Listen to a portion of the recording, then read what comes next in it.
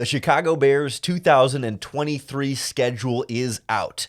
There are a couple of really tough games. There's a difficult stretch down the middle, but a lot of these sort of like toss-up 50-50 games that could be very winnable for Justin Fields and company. You are Locked On Bears, your daily Chicago Bears podcast.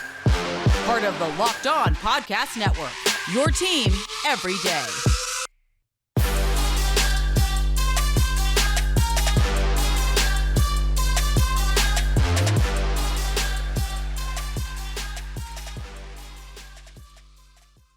This is Locked On Bears, and I'm your host, Lorin Cox. I'm here to bring you your daily, in-depth Chicago Bears news and analysis. You can follow me on Twitter at CoxSports1. You can follow the podcast on Twitter at Locked On Bears. You can like Locked On Bears on Facebook. Join the Locked On Bears Facebook group for even more Bears talk. And make sure you hit that subscribe button on the Locked On Bears YouTube channel to keep up with all of our video podcasts as well. Thanks for making Locked On Bears your first listen today. We love our everydayers that make Locked On Bears your first listen every single day. Because here on the Locked On Podcast Network, we are your team every day. So become an everydayer every day. On the show today, we're going to break down this Chicago Bears schedule. We're not going to go exactly like game by game, win-loss prediction. That's what everybody does. That's boring. But we're just going to talk a little bit more conversationally, have a little bit more flow with it, and break down important stretches of this schedule, some of the key themes and dynamics that will play into how the Bears might perform this season. And then we'll wrap up kind of looking wider at it as sort of like the floor of how many games they could win and lose and the ceiling of how many games they could win and lose and ultimately where we think they may end up. And I use the term we because we'll have a special guest joining us on the podcast today. Larry from I'm so used to saying Locked On. We've had so many Locked On hosts out here. Larry from Bears Talk Underground, one of my favorite other Chicago Bears podcasts out there. I've been a regular guest on his podcast a handful of times. I like to get Larry on here as much as I can as well. And so I always really appreciate Larry. He's got such a photographic memory, not photographic, but like an encyclopedic memory of Bears games, even from games from before I was born. And he always has good insights on previous matchups and schedule quirks and things like that. And he hates the all orange Bears jerseys as well. And so we just have good chemistry, and it's a lot of fun just talking Bears with him in general. And I think just hearing our conversation about the schedule should put a smile on your face as well. All right, joining us now on Locked On Bears is Larry D., host of the Bears Talk Underground podcast, part of the Sports Drink Media Network. I've been a guest on Larry's podcast many, many times, and I always try and return the favor when I can. And Larry, appreciate you joining us today to talk some Bears schedule. How's the offseason go for you? Are you somebody that gets fired up about schedule release day, or is it more like much ado about nothing? Well, you know what? It's a mixed bag because today is the holiday that I like to refer to as worst kept secret in the world day. Yes. Because I knew what 8 of the games were by noon today, 7 whole hours before they officially, released the schedule. So it's like I wish they would just release the schedule at noon like they used to. People are still going to watch those schedule release shows. They're still going to do it to watch the breakdowns and, and all that kind of. NFL fans are still going to watch. It's just like, why go through this? Because like I said, I think I was up to 11 games before the schedule came out on, at 7:00. And it's just, so it's like, I get excited because we know the who and the where. We've known that since the day the season ended. But now we know the when, and that's where we get to really break down, like the season is real now. So that's what's exciting about it. But as far as like schedule release day itself, it's more like worst kept secret in the world day. And it's, very anticlimactic. Yeah, just get it out. Let me look at it. Let me deal with it. Like let me be able to talk about it. Yeah.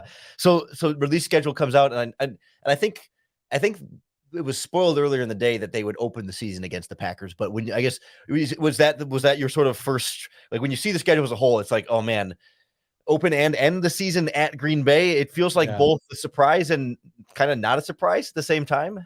The only real surprise is that's going to be the second time in like the last decade that it's not Minnesota that we're finishing with. Yeah. We kind of broke the trend last year by finishing with Minnesota in Chicago. But otherwise, I think we had literally a streak of about 7 years in a row until like 2021 when the last game was like week 16 or something. But that's really like the only, big surprise there. I think I wrote down that this is the first time, like we started and finished the season against Green Bay in 06. So if that's an omen, I'll take it. So Yeah. My first thought when I saw that was like, I just had these flashback memories of the last handful of times, like the last 2 or 3 times they opened the season against Green Bay. Like it just hasn't gone well. And I mean, there was a couple of those games where they went really well at first. Then Aaron Rodgers does Aaron Rodgers things and the Packers pulled that one out. But all of a sudden, wait a minute, no more Aaron Rodgers to do Aaron Rodgers things. And I find myself like, I feel like I'm like abused. Like I see Packers week 1. I'm like, oh, that's not going to go well for the Bears, but no Aaron Rodgers. It could. Well, yeah. I don't know where I know like no one knows how good Jordan Love is going to be, but like, I don't know what's your level of confidence in week 1. Bears are, coming to year 2 under Luke Getsy, Packers year 1 of Jordan Love, but we're so conditioned to think that's not going to go well. Where do you fall on that? Well, here's my optimism about Bears Packers going forward is that I feel that number one, Jordan Love is not Aaron Rodgers or even Brett Favre for that matter. So at the very least, maybe, just maybe, Bears Packers might actually become a rivalry again. As opposed to us being rivals, and no matchup in the last decade has been much of a rivalry. It's like we've had maybe a handful of tight games in the Aaron Rodgers era, but otherwise it's been a laugh, heel slap, thigh slapping deal for Packer fans to watch a Bears game. It's like when I know this is well before your time, Lorin, but when I was growing up, Bears Packers was a joke because the Ditka Bears would just pound the Packers into the ground, mercilessly year in and year out. So it's been quite the role reversal for the last 30 freaking years. So I think it's about time that we flip this thing and it becomes an actual rivalry again. Yeah, that would be the first time in my lifetime if it flips the roles. I've only known Brett Favre and Aaron Rodgers Packers team, well, besides like a little bit of Matt Flynn or whatever here and there. But if we could go into, kind of like with the Lions and even with the Vikings, even when they were some of the best teams in the league, it always seemed like history would say the Bears win in Chicago, Minnesota wins in Minnesota. The Lions has always been a 50-50 thing. Having a 50-50 shot going into a Green Bay game, that would be awesome versus like maybe it's like 95-5 kind of thing with the way that these games always turn out. It's pretty much all downhill or like all uphill. It's all better from here. Can't get any worse. Can't get any worse than how that has gone. Hard for that to happen. Yeah, absolutely. Weird that they start back-to-back games this season against teams with massive shifts at the quarterback position with Tampa Bay week 2. Going to probably Baker Mayfield, despite them saying they have faith in Kyle Trask. I don't know. I struggle a little bit thinking like, I don't have faith in either of those two guys, but like the Buccaneers still have some pieces there. But like, should we expect the Buccaneers to be instantly terrible right away? And like, should we expect the Bears? Like, I find myself feeling that one should be a win just based on the quarterback position alone. And like whole schedule wise, the Bears don't face that many very good quarterbacks. I mean, we'll get to the next one with Patrick Mahomes, but like it's Mahomes and Herbert, and then Derek Carr, it's not a Deshaun Watson perhaps, although he's been struggling, and same with Kyler Murray. Like it's like there's going to be a lot of games where maybe Justin Fields can be the better quarterback in some of those matchups, and Tampa Bay might be one of them. Well, I mean, it just you got obviously Brady has retired, and so far he's still retired. And right now it's Baker Mayfield, although like you said, they have faith in Kyle Trask and whatnot. And it's just, we'll have to wait and see how that turns out. But like I said, when the schedule started to roll out, man, I don't want to jump too far ahead, but it's just like this year's schedule is the opposite of last year's schedule, where we had, after the bye week, we just had an absolute murderer's row for the last month. Buffalo, Philly, Minnesota. It's just like there was no breathing after the bye week. This year, it's quite the opposite. So I was like, I'm interested to see how that's going to unfold. Yeah, I feel like, and we don't need to go, game by game through this whole schedule, but I feel like, so like, first of all, like at Kansas City Chiefs, like we can all pretty much chalk up an L in that one pretty easily. And then there's a bunch of 50-50 games in here, but I do feel like, you think the tough stretch there, I think at Chargers, at Saints in the middle of the season, then easy one against Panthers on Thursday Night Football, but then at Detroit, at Minnesota, 4 out of 5 of those games on the road. Perhaps all 4 of those road games, potential playoff teams, or at least playoff contenders in the Chargers, Saints, Lions, and Vikings. I don't know. It doesn't feel to me like a very friendly It's like sport. and another form of Bears kryptonite. 3 out of those 5 games are primetime games. Oh yeah, The Sunday Bears night. don't really show up on prime time, so that's something that's already going against us. You got the Chargers on Sunday Night Football, Carolina on Thursday Night Football. Our second one, by the way. We were one of those lucky teams that got a second Thursday night game, and then Minnesota on Monday Night Football. It's not a good look. This episode of Locked On Bears is brought to you by Built Bar, the world's best tasting protein bars. I literally eat a Built Bar every single day because they taste so good, but they're also really good for you. Every Built Bar is covered in 100% real chocolate. They're soft, they're easy to chew, they taste like candy bars.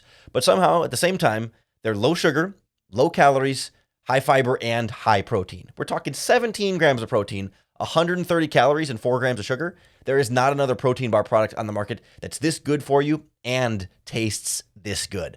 They've got a bunch of delicious flavors to choose from over at their website, built.com. But you can also get them even quicker in person at your local Walmart or Sam's Club. If you head into Walmart near the pharmacy section, they got the protein bar area. You can get yourself a box of Built Bars. They have 4 bar boxes of cookies and cream, double chocolate, or their coconut puffs, which are quite good.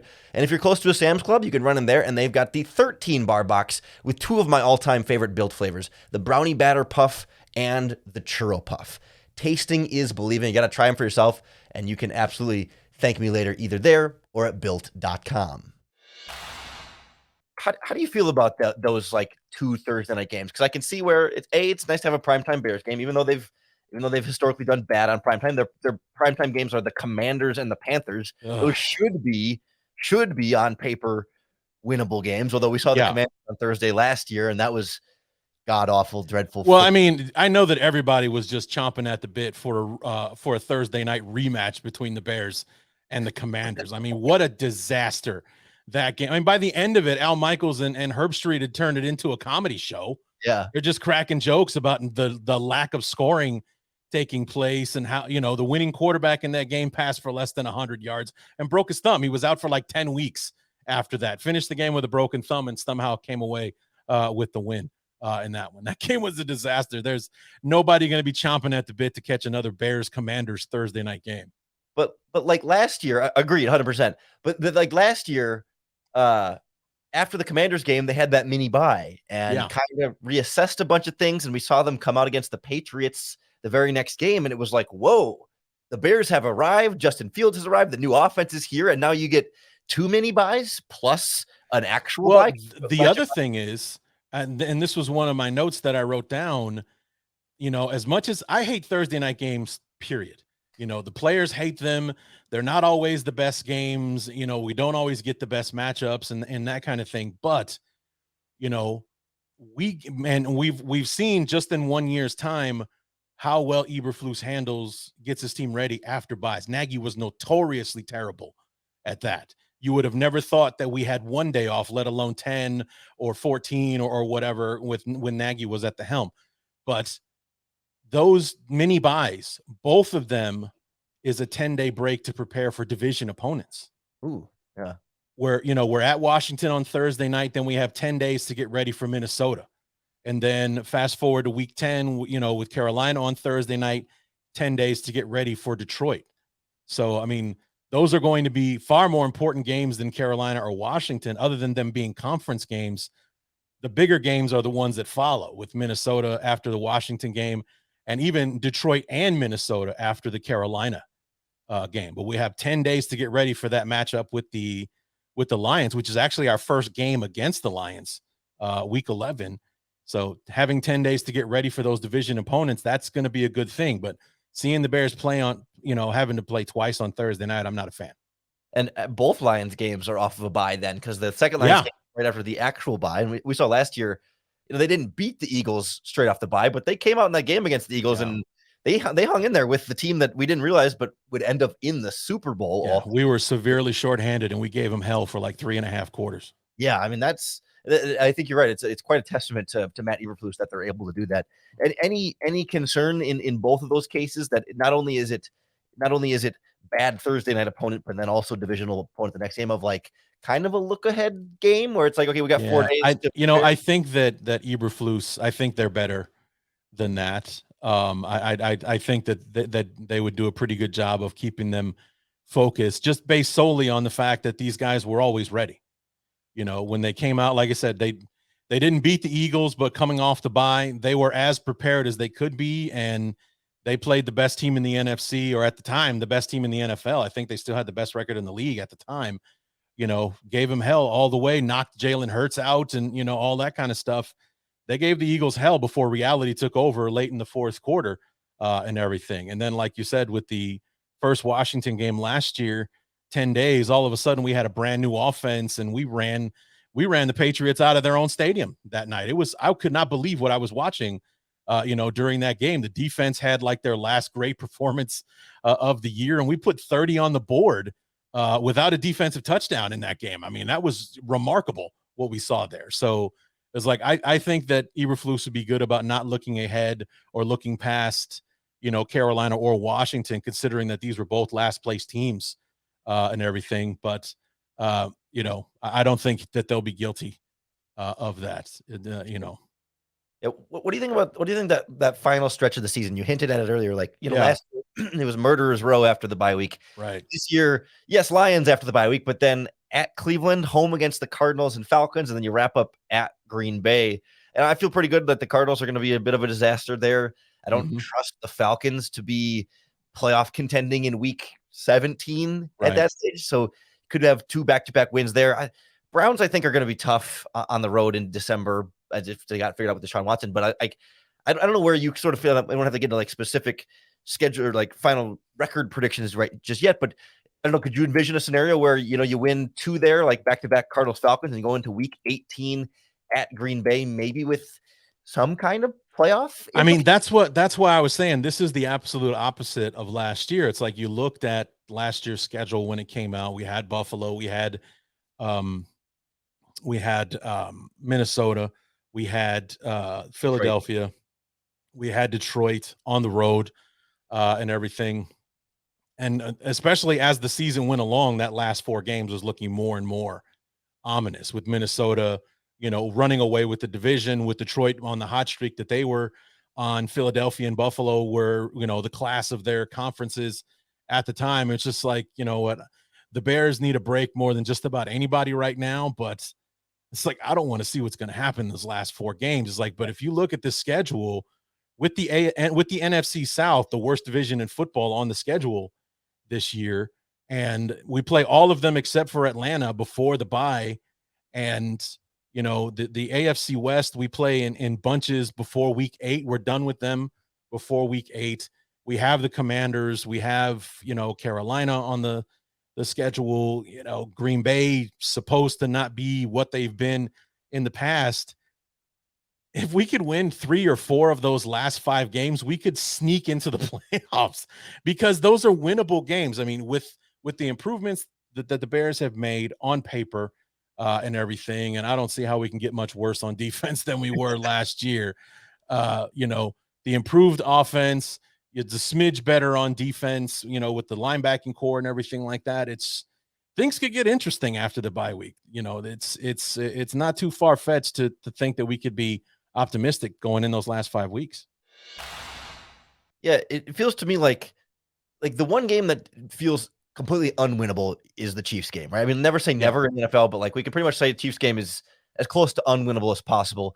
The Chargers feel, again, like not unwinnable, but like probably prime time Sunday night at LA Chargers, like Justin Herbert, etc. Like probably you could pencil in pretty 2 firm L's with those 2. And then, of course, you're not going to sweep the entire division. So there'll be a couple losses in there, but like, those are the main ones where you're like, I mean, other than that, you've got a puncher's chance against it's just varying degrees of how beatable you think the rest of the teams are. Like, it doesn't feel like there's this insurmountable, like last year where it was, like you said, like Eagles, Bills, like some of these teams where you're like, oh man, like we just know that's going to go rough. Like there's only 1 or 2 of those going to go rough games. And it feels like, I don't know, does it feel more like this year the Bears are in more control of their own destiny?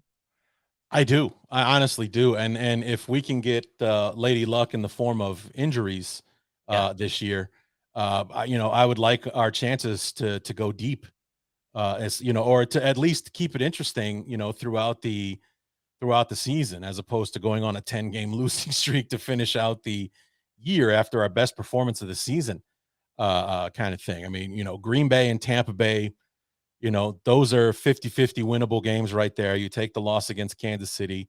I mean, and this the trick is, this is all based on how things went last year. Yeah.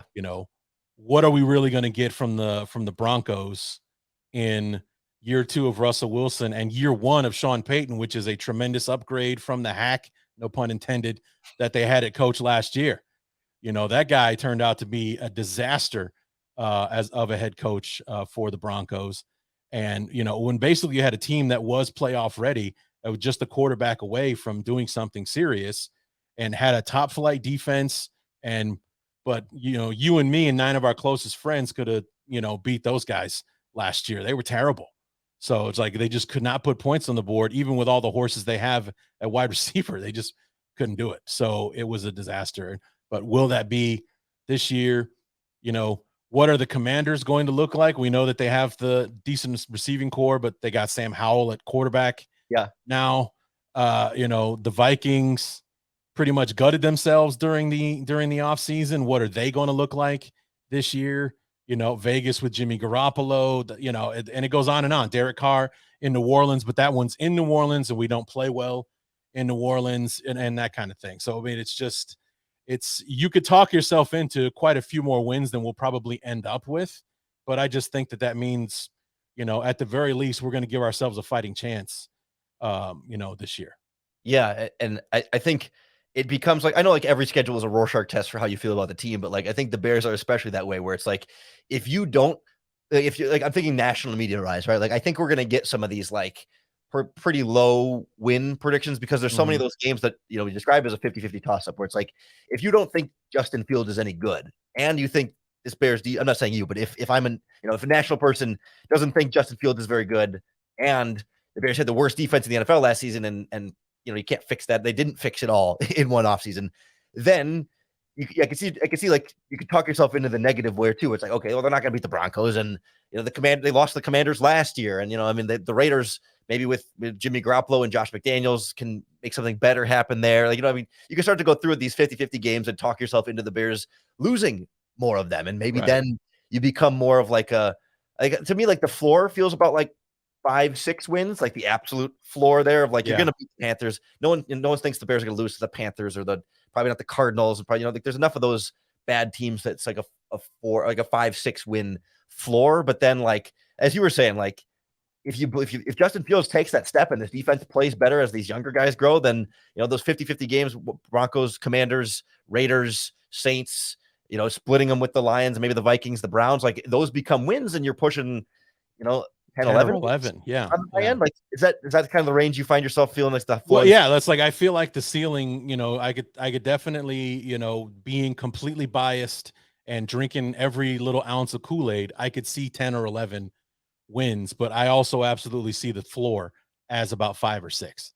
Like, I think that's the absolute worst. If nothing goes right, if we lose a key person, injury wise early on or something like that, and we just have a hole in the spot on defense or something like that, then 5 or 6 wins, I think, is the absolute worst. It's like, but with the way that we've, loaded the gun on offense, if Fields makes that step and we click, if he has Jalen Hurts' year 3, we're going to be in pretty good shape.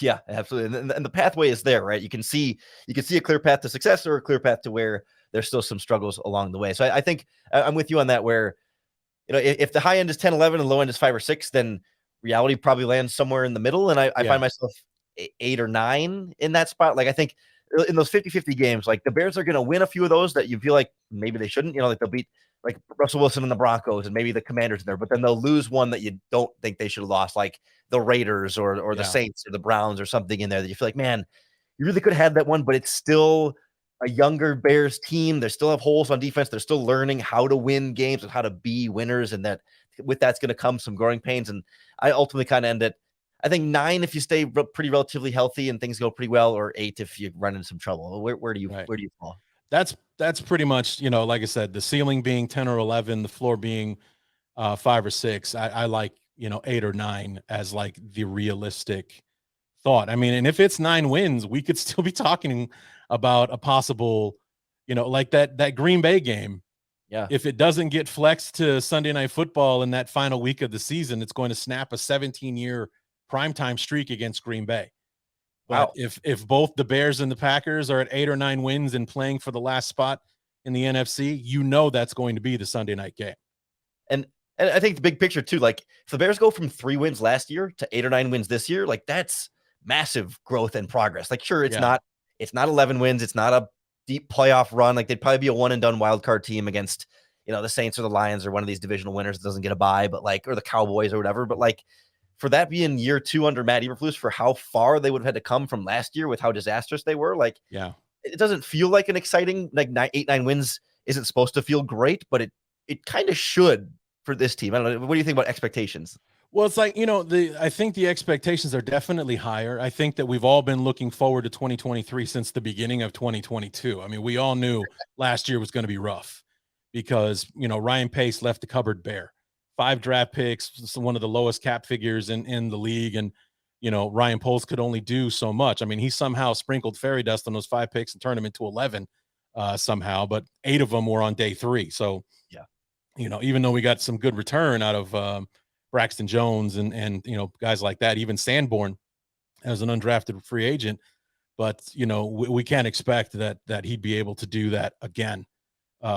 This year, it's like you got to get some return, but we're able to spend some money. That trade getting DJ Moore was absolute genius, and being the sweetener in that deal.